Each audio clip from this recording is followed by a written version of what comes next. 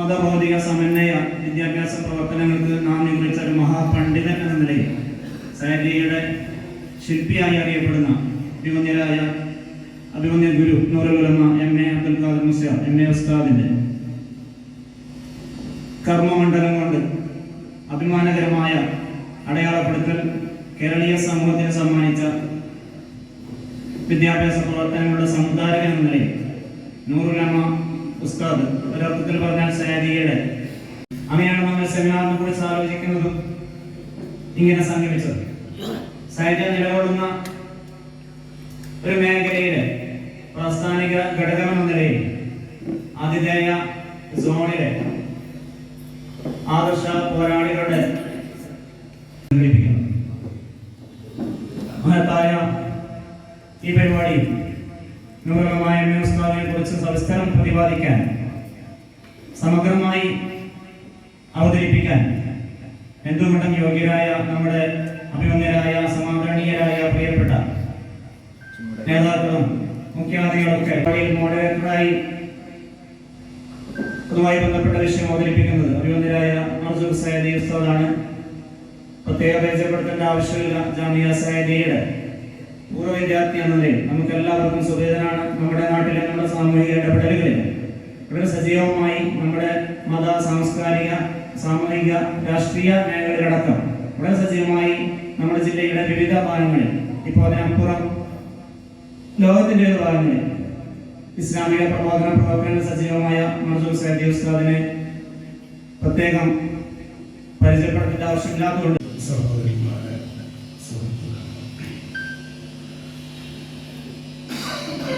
ഒരു നിശ്ചയ സ്ഥാപനമായി വളർന്നുകൊണ്ടിരിക്കുന്ന ജാമിയ സയ്യിദിയ എന്ന മൗലിക സമ്പന്ന വിദ്യാഭ്യാസ സമുച്ചയത്തിൻ്റെ 55-ാം വാർഷികം നടക്കുകയാണല്ലോ. ഈ നവംബർ 22, 23 തീയതികളിൽ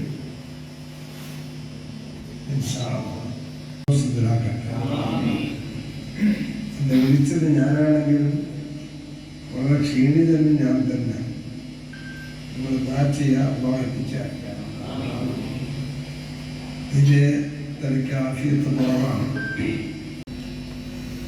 നിങ്ങളുടെ മുന്നിലുള്ള എന്നെ സംബന്ധിച്ചിടത്തോളം ഞാൻ പഠിക്കുന്ന കാലത്ത് മദ്രസ എന്ന പ്രസ്ഥാനം തന്നെ ഇല്ല. പെണ്ണുങ്ങളടുത്ത് നിന്നാണ് ഞാൻ പഠിച്ചത്.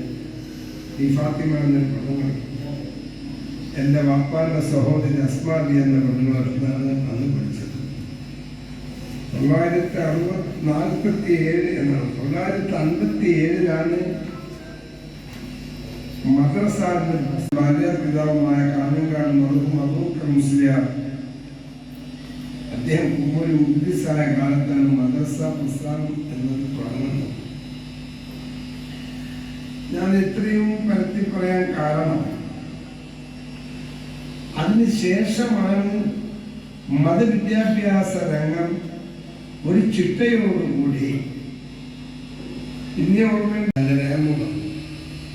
ഞാൻ പറഞ്ഞ നേരത്തെ 10 പള്ളിയിലാണ് പെണ്ണുങ്ങൾ ഉള്ളത്. പിന്നെ അതിന് മുക്കിച്ച ഉണ്ടാവും, 250 കുട്ടികളുണ്ടാവും, ഒരു ശക്തിയായ പടിയും ഉണ്ടാവും കഴിക്കാനൊക്കെ. ഇതാണ് അന്നത്തെ മതവിദ്യാഭ്യാസം. കണക്കില്ലാത്ത ചിന്തയും വിദ്യാഭ്യാസവും എല്ലാം അന്ന് മഹാനവരുടെ ചിന്തയിൽ നിന്ന് ഉടലെടുത്തതാണ് എന്ന യാഥാർത്ഥ്യം നാം മനസ്സിലാക്കണം. മാത്രമല്ല, ഇപ്പോൾ അടുത്ത് നടന്നുകൊണ്ടിരിക്കുന്ന, ഞാൻ വ്യക്തമാക്കി പറയുന്നത് നിങ്ങളെ മനസ്സുകൊണ്ട് ഓർത്തോളൂ, ഇപ്പോൾ നടന്നുകൊണ്ടിരിക്കുന്ന ഒരാഴ്ച എന്ന പരിശുദ്ധവാക്യത്തോടുകൂടി ഈ പരിപാടിയുടെ ഉദ്ഘാടനം നിർവഹിച്ചതായി അറിയിക്കുന്നു.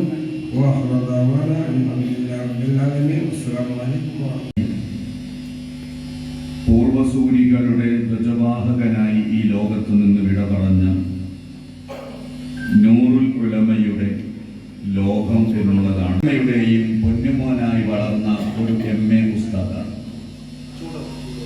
ഒന്നരായ സയ്യിദ് അവറുകൾ നമ്മളോട് പറഞ്ഞതുപോലെ ആ കാലഘട്ടത്തിൽ അത്തരം ദീനീപരമായ ബോധമുള്ള ധാരാളം വനിതകൾ നമ്മുടെ നാടുകളിൽ ഉണ്ടായിരുന്നു.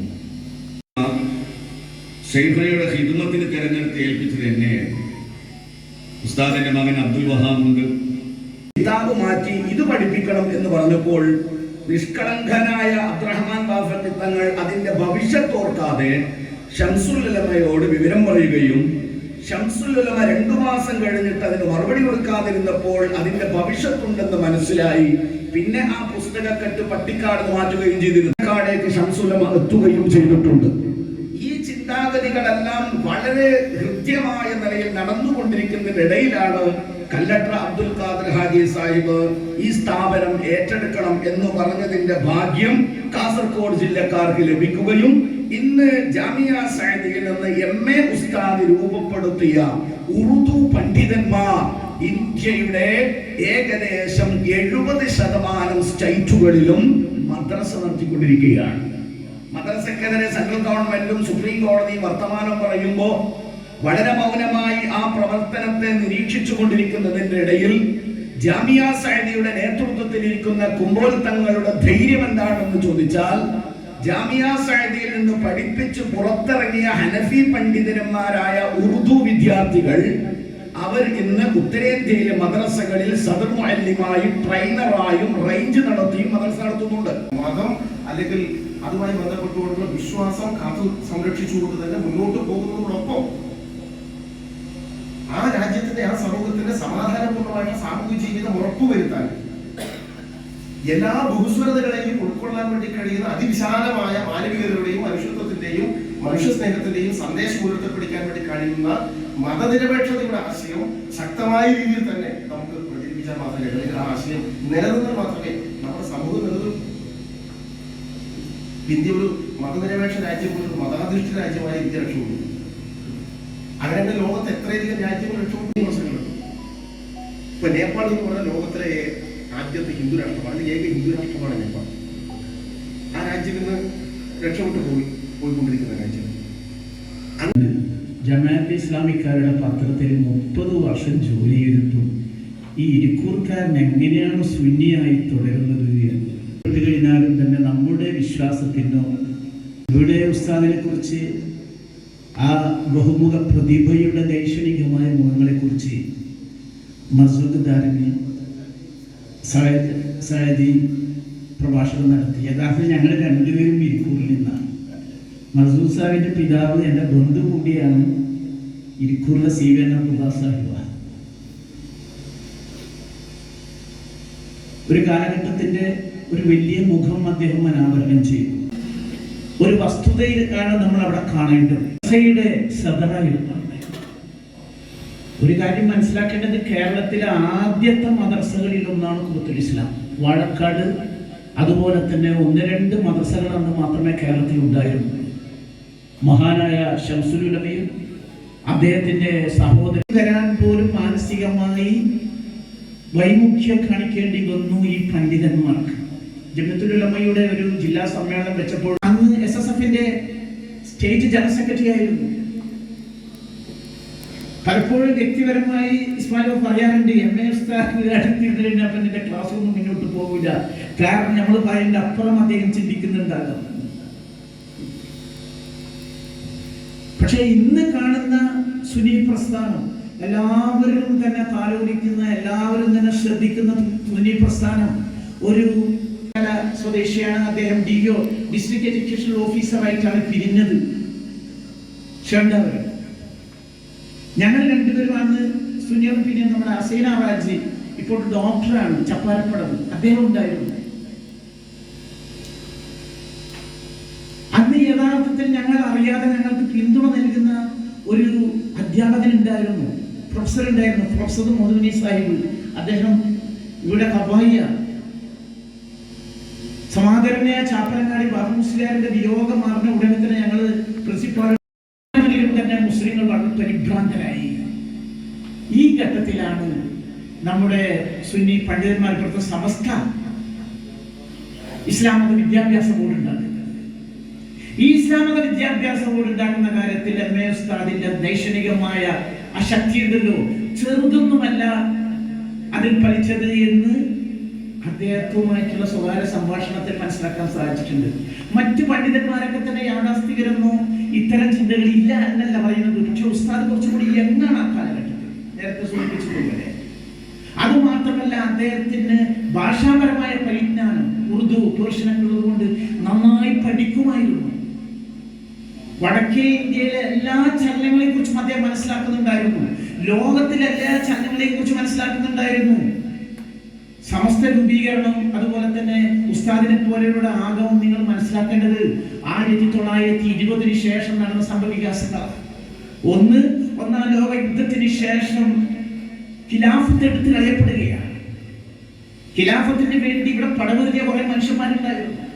ഖിലാഫത്ത് നിലനിൽക്കണം എന്നുള്ളത് അത് സമസ്തയുടേതായ ചില കൊണ്ട് സമ്പൂർണ്ണ കൃതികൾ എന്ന് പേര് കൊടുക്കട്ടെ എന്ന് ചോദിച്ചപ്പോൾ പറഞ്ഞു സമ്പൂർണ്ണ ആയി എന്ന് ആരാ പറഞ്ഞത്? അങ്ങനെയാണ് സംയുക്ത കൃതികളാക്കുന്നത്. ഉസ്താദ് ഇനിയും എഴുതണമെന്നുള്ള ആഗ്രഹം ഉണ്ടായിരിക്കും.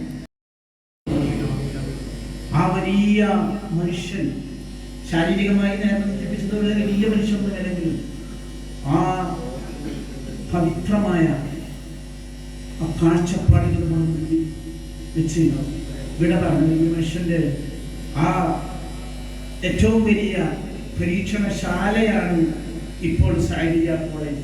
സഅദിയ ഇംഗ്ലീഷ് മീഡിയം സ്കൂൾ ഉണ്ടല്ലേ, അവിടെ അധ്യാപകനായിരുന്ന ഒരു ഹെഡ് മാസ്റ്റർ. അവസാനം അദ്ദേഹം ഇതിൽ വലിയ സന്തോഷമുണ്ട്. ഞായറാഴ്ച ആകുമ്പോൾ ആളുകൾ കുറയുമെന്നുള്ളൊരു ആശങ്ക ഉണ്ടായിരുന്നെങ്കിലും അൽഹംദുലില്ലാ ഉസ്താദ് സമർപ്പിച്ച ഒരു സ്ഥാപനമുണ്ട്. അത് നാം പിന്തുടരണം, നാം അത് ഏറ്റെടുക്കണം.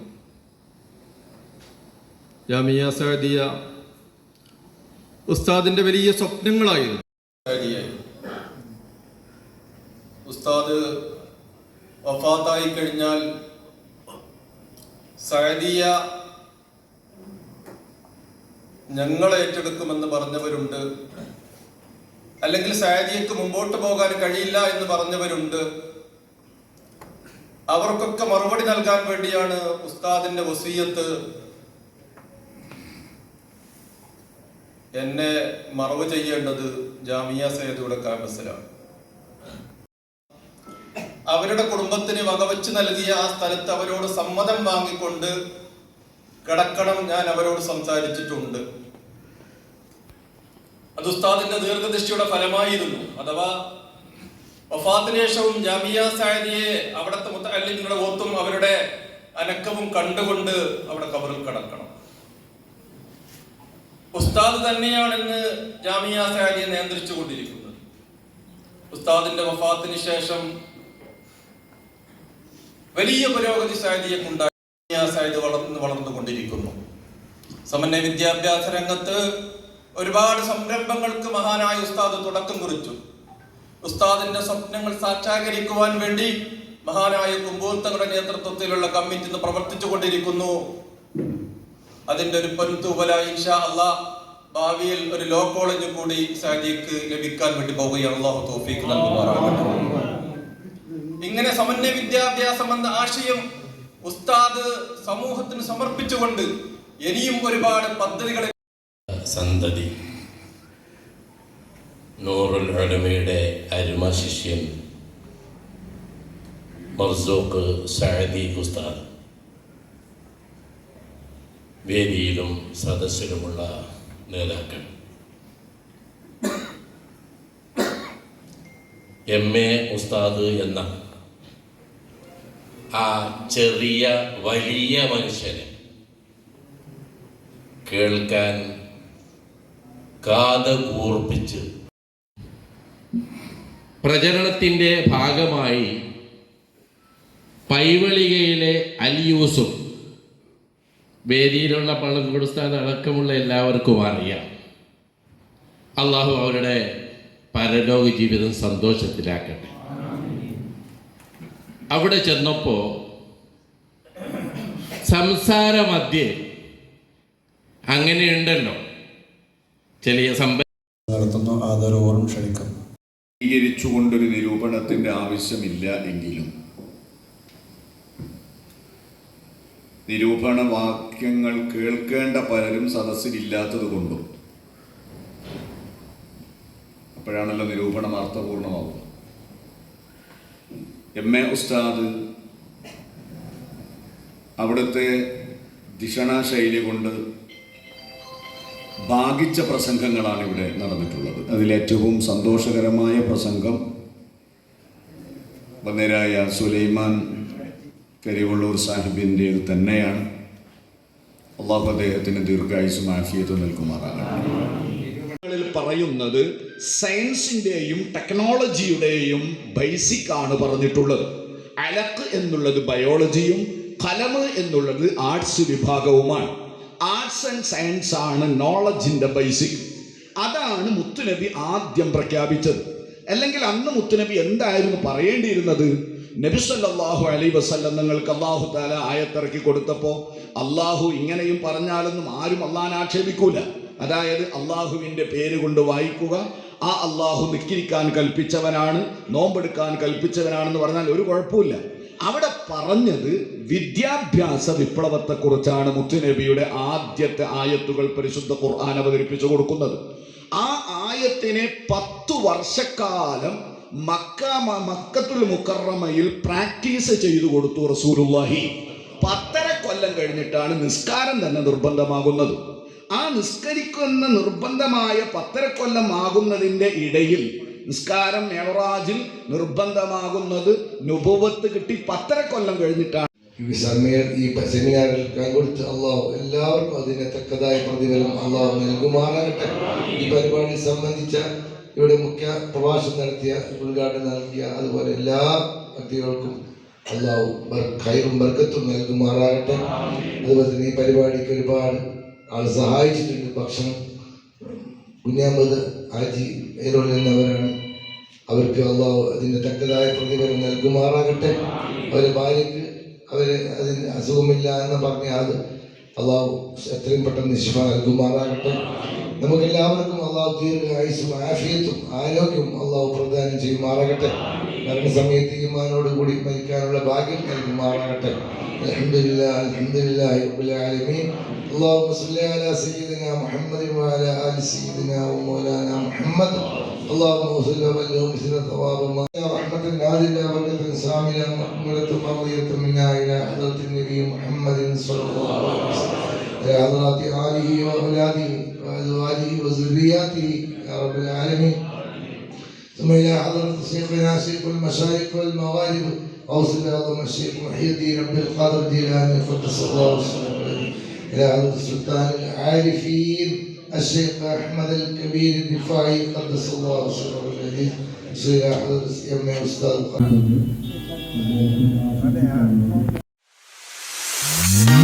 ഇന്ത്യയുടെ ചരിത്രത്തിൽ ആദ്യമായി കാസർഗോഡിന്റെ മണ്ണിൽ magic land under water tunnel expo 2024 എത്തുന്നു. കടലിനടിയിലെ കണ്ണഞ്ചിപ്പിക്കുന്ന കാഴ്ചകൾ നിങ്ങളെ വിസ്മയിപ്പിച്ചിട്ടുണ്ടോ? കടലിനടിയിലൂടെ നിങ്ങൾ യാത്ര ചെയ്തിട്ടില്ല എങ്കിൽ ഇതാ നിങ്ങൾക്കൊരു സുവർണ അവസരം. 12,000 ചതുരശ്ര അടി തീർത്ത കണ്ണിനും മനസ്സിനും കുളിർമയേകുന്ന ഗ്ലാസ് തുരങ്കം, glass aquarium, Disney magic show, birds show, കടൽ കൊട്ടാരം, അമ്യൂസ്മെന്റ് പാർക്ക്, കൂടാതെ നിങ്ങളുടെ നാവിൽ രുചിയൂർന്ന വിഭവങ്ങളുമായി 5,000 ചതുരശ്ര അടിയിൽ തീർത്ത ഫുഡ് കോർട്ട് എന്നിങ്ങനെ കുട്ടികൾക്കും മുതിർന്നവർക്കും ഒരുപോലെ എൻജോയ് ചെയ്യാൻ പറ്റുന്ന ലോകോത്തര നിലവാരമുള്ള ഈ magic land under water tunnel എക്സ്പോയിലേക്ക് ഈ നാട്ടിലെ ഏവരെയും സ്വാഗതം ചെയ്തുകൊള്ളുന്നു.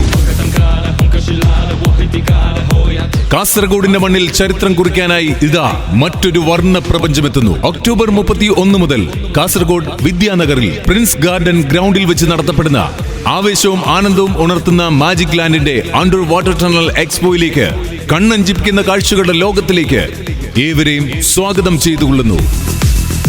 പ്രജ ഈവന്റ് സംഘടിപ്പിക്കുന്ന magic land under water tunnel expo 2024 കാസർഗോഡിനെ കടലിന്റെ കാണാ കാഴ്ചകളിലേക്ക് ഏവർക്കും സ്വാഗതം.